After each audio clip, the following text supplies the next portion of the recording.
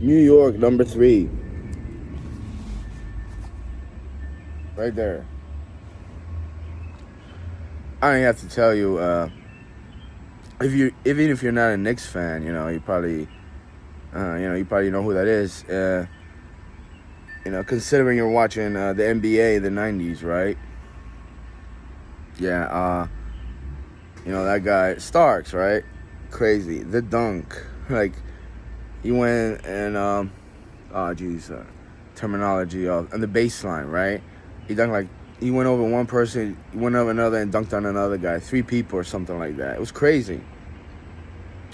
Yeah, I think New York won that game against the Bulls, and then the Bulls got us, I mean, I don't want to say us, but they got the Knicks later, and um, they beat us in the East Coast Division final. It was a crazy series. It really was. And the NBA in the '90s was different. I don't watch it now, but it was just so. It was. They had the commercial on TNT. It was like it was about drama. Here comes the drama or something like that. It was just so dramatic. It was not just. It wasn't too many fights. Yeah, there was some scuffles, but it was just like such a crazy games. Even the Jazz won a championship. They were doing it, with Malone, Karl Malone, and stuff. And the Bulls, Jordan, Pippen. Yeah, they were crazy. I saw a documentary about Jordan. People complaining they didn't say anything about Tony Kukoc. He was from Croatia, I believe. And Croatia has a guy in the NBA. It's kind of crazy, but it wasn't about that. It was that John Starks thing. He was given the six man award. Because he didn't start. And he would just come in and he would just like electrify. You knew something was gonna go down. Something was gonna happen. Like either he was gonna shoot a 3, or it was just amazing playtime. And it was a good game. It was good games. They had Oakley, Ewing. Anthony Mason later came around. Everybody loves Dennis Rodman for his elbows and his defense and his rebounds. But Mason just like he got really into it too. He got really into it too. It was a crazy games. Those crazy games. I got some jerseys from the '90s. I even got Reggie Miller, which people think you're a Knicks fan. You got Reggie Miller. They called him the Knick Killer, right? Yeah, I actually was watching that game on TV. I don't know if I talked about it before, but that was crazy. I'm a Knicks fan. I turned it off because I think the Knicks were done. There was nothing going on. And then this kid called me like, "You're not watching it?" I think he called me or something, so I turned it back on. I was doing like homework and stuff. I was messing around, and then I see like Miller they were down by like 12 or 15, the Pacers, and then Miller just shot a 3 and stuff, and I don't remember that, but I just saw like the last 2 minutes or a minute and a half, and they just came back, the Pacers, and they defeated us, I was like, what about the Miller moment? It was incredible. And he pushed one guy, but like, what would you do, I don't think it was that serious, It was like, people blamed it on Spike Lee because like he went like this and to Reggie Miller. Like, I mean, really, even if it's a baseline, you're not going to talk trash, especially if like somebody knows you. Well, you think Spike Lee should have kept quiet, Like, people said like, Spike Lee, he like, oh, it was because of him, really? Like, what about the people guarding Miller and they don't have no concept that he could play like that, Or Spike. What if I get a ticket and I offend the basketball player? You gonna blame it on me? It was just crazy. And you know what? I could care less, because the whole game wasn't that exciting. Oh yeah, I messed up. We were up, right? It wasn't that exciting of a game, But it was just Reggie Miller. That's one of the reasons why I bought his jersey, Like, if it wasn't for that, I probably wouldn't have bought his jersey, I was never really a Reggie Miller fan of the Pacers, But, that was just crazy. I thought it was incredible, man. That was just incredible, That's what it was in the '90s, And, I never went to an NBA game. And it would have been great, but, like, I mean, you just watch it on TV, And then remember, we were young and, like, like, we had all different teams. I used to like the Hornets, The crazy part is that I have a couple jerseys, but I have basketball cards from the '90s, mid '90s actually. And it's crazy because it's like I look at at the first like a card. Oh yeah, that guy, that team, and I'm like, of course, I don't even remember that card or something like that. You know, I was just so much into it. It was like you know, it was like a collector's thing. You know, it's not about how much they're worth and I could get money for it, but it's like, you know, you look at that card and you look at his jersey and you know, you like, not that you're a fan, but you remember those moments, you remember those games. You know, even the teams I wasn't a big fan of. You know, even the big star players. Like I remember hearing their name and stuff. You know. And, you know, it just, I don't remember the exact games that they played, but just some random people, you know. And I'm not going to say I wish I bought more cards back then, because, you know, when you're young, you don't have a job, you don't have money, and, you know, and it's cool, but it just, you know, became a thing when you, like, collected a pack. It was like 10 cards or something like that, and you open it up, but then it just got aggravated. It felt like gambling or something like that. I didn't like it. So what I would do, you know, I would trade people, or I remember with these kids I used to hang out with, we would shoot hoops for it, you know, something like, we played basketball for it, you know. And, you know, I was like, all right, I'm gonna play for some cards and shit like that, you know. And then, you know, later, it's like you could go to comic book stores. They had like baseball cards and basketball cards. You know, they had some cards, you could buy them, you know. And then you had to buy these little protective things for a pack, and you know, you put your cards in there, you know. And it was a whole thing, you know. And I remember one time a shovel snow was a bad snowstorm. I think it was 94, you know, because like I went there and I shoveled for like 2-3 hours and I made like $20, something like that. So I went to the comic book store. I was gonna buy these comic book cards, but they were expensive, something like that. I don't know if I bought the comic book cards or the NBA cards, right? I just bought the whole series from that year, and it wasn't the most expensive ones, because they had like 3 series of that whole year of basketball cards. I bought the second one. You know, the first one's worth more money, but I didn't care. I was like, I wanted those basketball cards. I wanted a whole series. I never had that, you know. You know, and I was like, well, I worked for it. So I told him I worked for it. And he wasn't too big into it, but I was like, I worked for it, and you know, I'm gonna get what I want. That's the reason why I went to shovel snow. I was gonna go out, you know. I had a messed up shovel. It was heavy. It wasn't for snow shoveling. It was heavy. I was like, what, 14, 15 or something like that, you know. Maybe even younger, actually, you know. And it was like, when I got the $20 for shoveling snow, it was the happiest thing, you know. I remember I wanted to go to the comic book store that day. I was just so excited. I went the next day or something like that. Or when the snow melted or something like that. The roads were open. Yeah, because, you know, it was just so much snow. It's like, what are you going to do? But yeah, that's, you know, you go through it. And I don't go through those. I have them in a box. I don't touch those, you know. Although I could, but it's like, you know, they don't have the protective filter, the shield, so I don't touch those. I have other ones that I bought. They were selling them, these other cards. I don't know what they're worth now, for like $1, $1.15, $2, $3. The cards that you may want to get in a pack and something like that, you know. So, you know, instead of just gambling for it, you know, I started doing that, you know, and I stopped after a while. You know, point is, you know, you go through those stuff and you remember those players, but you remember those times, you know. It's a nostalgia thing, you know. You actually kind of, you know, you remember those times when you were a kid and you didn't have the first job, you didn't have this and that, and you know, right now probably I wouldn't do that. I'm just not into that, you know. I'm more into the jerseys right now. You know, I had one jersey. I don't remember this whole story about that, but the kid that took it, we had these pins. I bought a pair.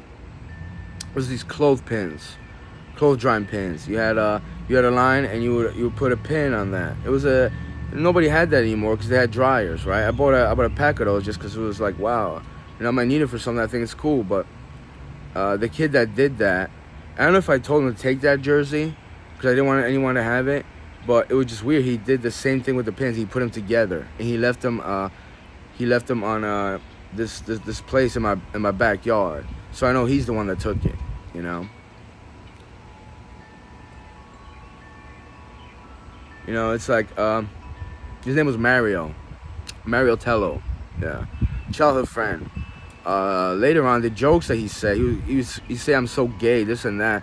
Lisa Limpanelli used one of his jokes. He was like, "You're so." I was sitting. It was like a lollipops on my bed. It was dark. I was depressed, sad, and messed up. He came into my room. You know, he said, "Yeah, you're so gay. I bet your ass can guess every flavor of those lollipops." And I was angry as hell. I didn't, fuck you. You know. And then I was just, oh, it's funny, whatever. You know. But you know, like, yeah, I got my bike stolen. It was a back porch, and it was hidden. My bike stolen from there. I had my jersey missing. You know. This kid, Paul Landro, he was. I talked to my cousin, Robert. Right. I mentioned his name.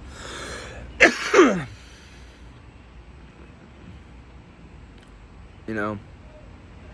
He's the one that like. Talks. He's the one that first told me like, girls like strong, big Puerto Rican men. They don't like white boys, something like that.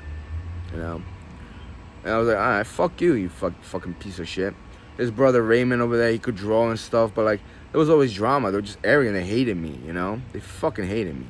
That kid Mario, like, we had disagreements, but like, it was never like that. There was some other disgusting thing that happened. Yeah. I wanna find that fucking kid about that, you know? But they were all fucking like pieces of shit in their own right. And they were just like cunts, you know? Because in my high school years, I never saw one of them. I think I saw Mario at the end of 99, but he wasn't there or something. And they started calling him Fat Mario. Or he wanted people to call him Fat Mario, you know? He went to St. Anthony's, yeah, later, and then he got like in a fight and something like that with some kid and shit. And then he was trying to be cool with me after the fight. I was like, I don't want to know you anymore. Yeah, there's some drama with his parents and stuff, you know? I think I saw his mom. I'm not sure, but I think she was a stripper. I don't know. I saw a stripper in Philadelphia in like 2004. Just random like grimy strip club, and that one chick reminded me of her. I don't know. Maybe I'm not. Maybe I don't know. You know, but you know, I remember Mario because he came over to my house, and he was like in tears, and you know, he said my parents are breaking up. They're having a divorce. I felt bad for him, you know, but it's like, you know, he probably wouldn't care. He probably wouldn't care about me, you know. If my parents went like that, he probably wouldn't be there for me. You know, I don't remember that stuff, but you know, I remember some things, you know. Cause he came over to my house one day, just walked in, went to the bathroom, took a big gigantic shit, just walked out. You know, something creepy, disturbing about that. Something demonic about that. You know, that's Mario over there. Tello. He always just tell me, "What's your last name?" I want to play basketball. Tello would be nice on a jersey. It's like, you know, it's like some fucking retarded shit. I remember I used to ride my bike. I had a bike. I don't know when I think it was the same one. And I love riding bikes. He tried to like ride with me. He couldn't because he was, you know, he's obese. So he would just sit on it and just pedal. Like, dude, what the fuck you doing, bro? You know, I didn't want to be mean to him, but it's like, well, I want to just ride for like a couple blocks and like, you know, just like a slow ride. You know, you understand, man? Like, even then, like, I want to jump off curves, all that. I want to go fast. I want to go to like a couple miles away, man. You know, I want to kind of want to spend the whole day. You know, maybe I want to run into people. You know, and it's like, you know, he would play basketball and stuff. You know, yeah, he kind of learned shoot, but he was just like, you know, he was just not that athletic and stuff. I never said anything to him. Then he would lie about stuff, how he was on a basketball team. He scored like 100 points, 80 points or something. His team was 100 points. I think it was a video game. The dude's playing a video game. He telling me he did that, you know. And he told me he played football and like he crawled behind someone's leg and he caught a touchdown. Like it would just make up all these lies, man. I didn't want to have anything to do with that. You know, 2 weeks ago I saw him on Twitter. Yeah, I think he knows Joe Budden over there. You know, they trade messages and shit. Another thing about Joe Budden, yeah. The waiting room, were you there, bro? Am I making it up? Yeah, you. The Wu-Tang Clan beat me up. Some shit like that. What are you doing, you fucking retard? Act like a grown man. You got little children. I'm not trying to underage people driving past you and you chasing them and shit. Now, what the fuck are you doing, you asshole? You're a fucking idiot, you know. So I think they know each other and shit. Probably Lisa Lampanelli knows them too, and fucking Mario's gonna be writing jokes for fucking Lisa and like and for Joe Budden or some shit like that. You know, getting paid for the shit that the retard says. You know, yeah. Mario over there always talks about he puts Allah first and then his parents. Religious shit. I'm not into that shit. I'm not into that crap. You know. And I don't know. Maybe he is Muslim. I could care less. You know. I was a devoted Catholic back then. I wasn't too serious about it, but I used to go to church. But I don't care about that, you know. I care about other stuff, you know. I don't know if you watch this or not, if you'll leave me a message, if you contact me, because times are different. Now when I see you, I know it's you, motherfucker. Because when I saw you in my house, I saw somebody else. And you know what time it is. You know. Be a man, just come to my house. Say no, you know where I live. And Joey too over there. Yeah. Joey Buddy and shit. Fucking retard. Fucking rapper thug. Into fucking... Yeah, I remember that fucking idiot from Block TV and shit. And then people saying he beats on women and shit. And then he said, I'm a gentleman. I don't know if he does. He caught a charge or something. He's like, I'm a gentleman. Who are you? You're a gentleman. Yeah. You come to my bar and try to fucking fight me or some shit. Like, grow up, bro. Grow up, Joe. You know? You're a little fag. You want to marry over there. You know, come to the house, take a shit. Like Davey P, David Pellissier, fucking nut, come on my fucking toilet. Times are different, bro. Yeah. Anywho, man, just another video about the old times. The old times, you know, because when I look at those cars, I don't remember that Mario over there, or Paul, or Raymond and shit. And there was some other people, this kid named Chris, Raggy, and Mike over there. I used to work at McDonald's and stuff later. I saw him, and I was smoking a black and mild. I had my window open, and he was a McDonald's drive-thru. He had his fucking McDonald's drive-thru window on. He's like, yo, close your fucking window, man. You get all the smoke in here. What the fuck are you doing?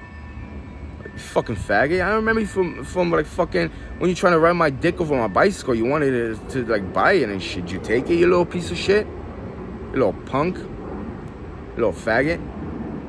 Yeah.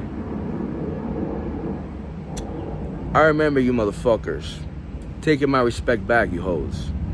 But you know, I don't think about that. I kind of do sometimes when I think about those basketball cards, you know. Like, those motherfuckers were cunts. They were cunts, you know. And for like 4 years of high school, I don't remember seeing any of those pieces of shit. But someone told me, and I kind of heard a voice or something, that Paulie over there might be living down the block from me. I don't know if it's true or not. I'm not going to find that fucking retard in his house. But I know something happened with the girl I think he's with right now or something. Some dude, I think, he took his life because, like, he stole this girl or something. Something like that. I can't put it together, you know. But I remember moving somebody, he said, you know, my girl left me and, like, you know, my kid, like, doesn't want to talk to me or some shit. I don't even know. I don't know. You people play with people's lives too much. I don't give a fuck about you. I could care fucking less. Yeah, there's going to be a video about cards and nostalgia and shit and basketball, but, you know, sometimes, you know, the memories you keep in life aren't that great.